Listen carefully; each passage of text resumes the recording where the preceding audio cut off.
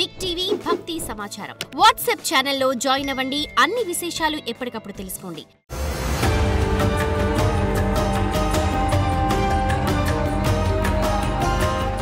ద్వాదశ రాశుల్లో గ్రహ గమనాల్ని ఓసారి వీక్షింపచేద్దాం. మిథున రాశిలో 12 సంవత్సరాల తర్వాత గురువు మరియు శుక్ర భగవానుడు సంయోగ సంచార స్థితి, కర్కాటక రాశిలో రవి బుధ సంచార స్థితి, బుధాదిత్య రాజయోగము, సింహరాశిలో కేతు సంచార స్థితి, కన్యరాశిలో కేతు సంచార స్థితి, కుంభరాశిలో రాహు సంచార స్థితి, మీనరాశిలో శని భగవానుని వక్రగమన సంచార స్థితితో ద్వాదశ రాశుల్లో గ్రహ గమనాలు ఈ విధంగా ఉన్నాయి.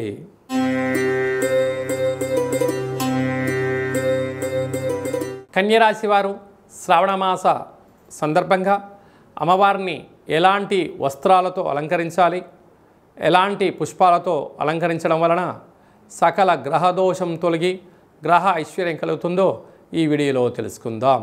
కన్యరాశిలో ఏ నక్షత్రాలు వస్తాయనగా ఉత్తరా నక్షత్రంలోని 2, 3, 4 పాదాలు, హస్తా నక్షత్రంలోని 4 పాదాలు, చిత్తా నక్షత్రంలో 1, 2 పాదాలు కలిపితే కన్యరాశి. రాశాధిపతి బుద్ధ భగవానుడు.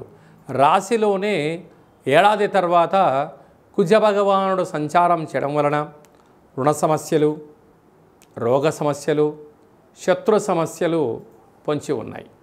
అదే కాకుండా వాహనాలలో మితిమీరిన వేగం పనికిరాదు. ప్రభుత్వం యొక్క సలహాలు సూచనలు పాటించి తీరాలి. బ్యాంకు లావాదేవీలు, యూట్యూబ్, వాట్సాప్, ఫేస్బుక్లో వచ్చేటువంటి విషయాలు నిజమని చెప్పి మీరు షేర్ చేయడాలు, అలాగే ఓటీపీలను వేరెవరు దొంగిలించబడే పరిస్థితి చాలా అధికంగా ఉంది. తస్మాత్ జాగ్రత్త. 6వ స్థానంలో రాహు సంచారం చేయడం వలన నరాల బలహీనత, రక్తహీనత, అనేక రకాల ఇబ్బందులు పొంచి ఉన్నాయి. తస్మాత్ జాగ్రత్త. 7వ స్థానంలో శని భగవానుడు మీనరాశిలో సంచారం చేయడం వలన ప్రేమికులు నమ్మకంగా ఉండాలి, భార్యాభర్తల మధ్య అన్యూన్యంగా ఉండాలి, వివాహ ప్రయత్నాలు కలిసి రావడం, భార్యాభర్తల మధ్య అన్యూన్యత అవసరం అని చెప్పి కూడా గుర్తు పెట్టుకోగలగాలి. రాజ్యస్థానంలో శుక్రుడు, గురువు సంచారం చేయడం వలన కష్టపడి పనిచేయడం వలన మీరు వృత్తులలో, ఉద్యోగాలలో, వ్యాపారంలో ప్రమోషన్స్ రావడం, మీరు అనుకున్న ప్రాంతానికి ట్రాన్స్ఫర్ అయ్యే అవకాశాలు చాలా అధికంగా ఉన్నాయి. ఏకాదశంలో ఏడాది తర్వాత రవి భగవానుడు రాశాధిపతి బుధుడు కూడా కలిసి ఉండడం వలన మంచి బుద్ధి, మంచి జ్ఞానము, సత్ప్రవర్తన వలన ధనం సమయానికి చేతికి అందడం, ఏ కార్యక్రమాన్ని మీరు చేయాలనుకుంటున్నారో అందులో విజయం కన్యరాశి వారి సొంతమవుతుంది. వ్యయంలో కేతు సంచార స్థితి ఉండడం వలన చిన్న చిన్న విషయాలకు ఆందోళన తగదు. దూరపు చూపు, బ్రహ్మజ్ఞానము, ప్రణాళికాబద్ధంగా వెళ్ళగలగాలి. ఎవరైనా ఏదైనా అన్నా కూడా చిరునవ్వుతో స్వీకరించండి.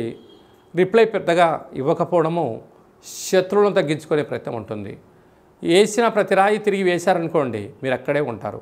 జనాలందరూ వేసిన మాటలనైనా రాళ్ళనైనా వేసి దానిపైన కూర్చుని అనుకోండి, మీరు శిఖరాలపైన మీరుంటారు, మీ పాదాల దగ్గర వారు ఉంటారని చెప్పి గుర్తుపెట్టుకోగలగాలి.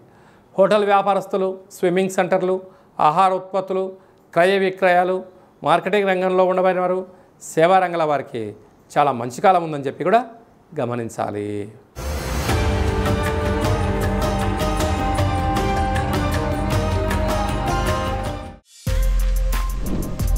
For more videos like this, subscribe Big TV channel.